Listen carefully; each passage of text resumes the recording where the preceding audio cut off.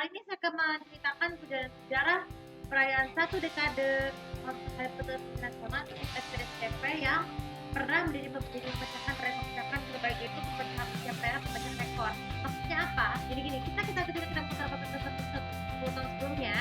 Jadi zaman dulu HUT STI 3524 itu juga merupakan satu perayaan puncak terbaik di sepanjang sejarah pertelevisian, terutama untuk RRI sendiri. Jadi STI saat itu pun mencapai usia ke-25 ya. Sementara STP bersama ke-24, usia 25 STI pada waktu itu selalu menandakan usianya perak, menyusul STP 1 tahun kemudian. Sedangkan STP memecahkan rekor yang 24 jam secara non-stop. Tapi mungkin ada yang bertanya-tanya, kalian masih ingat gak sih masa kecil kalian tuh seperti apa? Jadi, semua para personality STP itu kompak membuatkan video dance untuk menyambut misalnya nih, dari yang banyak dua-duanya terinspirasi dari lagu-lagu barat seperti Blood No No No dan juga Paranoid Happy yang di antara dua itu sangat catchy dengan menampilkan semua all cast Cinemark dan ASP dan Kidsplay untuk menaikkan dengan video hari durasinya catchy. Tapi pendapat kalian, mereka nanya, emang kenapa sih kalau kalian ngingetin sinetron datang ke GGS atau DDS? Mungkin sih.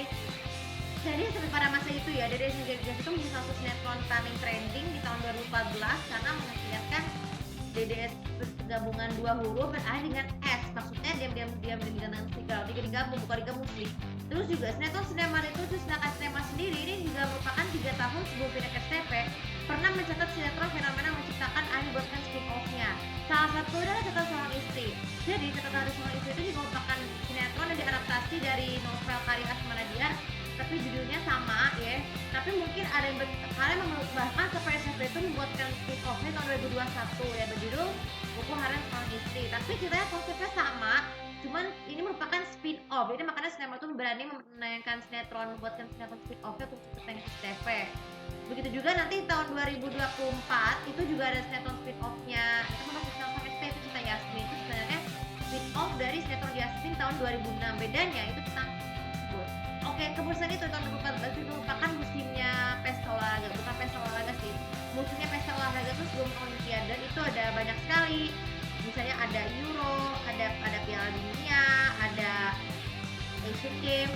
Tapi yang dua pesta olahraga tersebut itu tidak ditayangkan di SCTV, melainkan di SCTI betul di SCTI. Tapi kalau Piala Dunia tidak di SCTI atau SCTV, tapi di transmit di Antv karena memang merupakan hasil piala tersebut. Dan di masa inilah Jokowi mulai pemerintahan Indonesia yang nantinya akan berakhir pada bulan Oktober 2024. So, tidak hanya itu saja, era musik perkembangan sinetron saat itu ya, SCTV sama SCTV itu saling berlomba-lomba menunjukkan rating. Jadi 7 Manusia Harimau Rangga Segala yang jadi masterpiece sinetron tersebut. Nah, bagaimana dengan konser hari pertelevisian konsernya?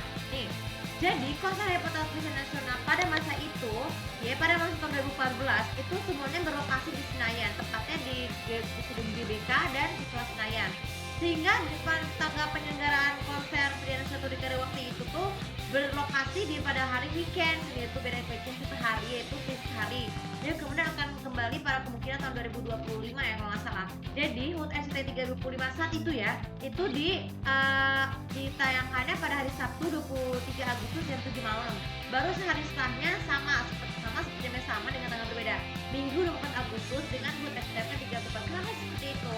Gini guys, kalau kita lihat dari tahun sekarang kan Raffi itu kan memohon doang sekaligus di SCTP.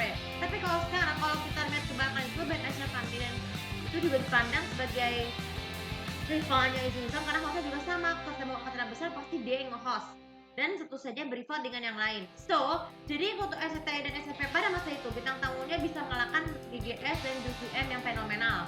Jadi pada saat itulah Juju itu tuh sekarang harus mengalah kalah dari GGS karena meskipun terfenomenal tapi mengalahkan setting GGS karena saat itu GGS alias Gadang Serigala mencatatkan paling masterpiece JTV sepanjang sejarah sinetron tersebut ya, sehingga banyak permintaan dari kalian itu tuh banyak yang minta tidak semua tapi akhirnya nyata karena ASP sebagai sole publisher GGS ditutup tahun 2018.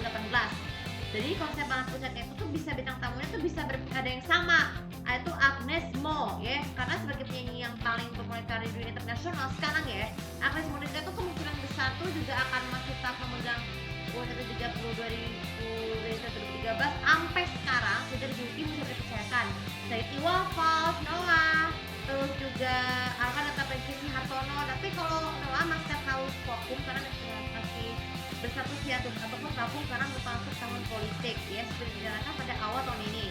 Sedangkan UNSCT ini sendiri masih merupakan band yang dilahirkan juga menghasilkan adegan jebolan X-Factor Idol. Nah sekarang itu aja sejarah perjalanan satu dekade kejayaan itu.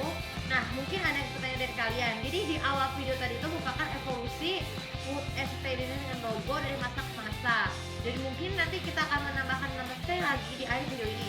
So dari video sendiri persiapkan mental dan fisikal untuk menyambut S30-34 mulai bulan depan supaya nanti ada adik itu bisa bicara lagi dari biasanya.